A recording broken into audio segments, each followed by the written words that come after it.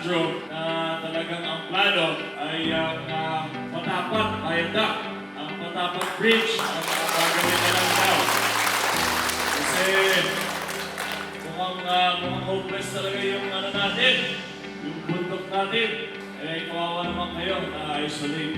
But in the meantime, kapitana, kung may kailangan po, sabihin nyo lang ha.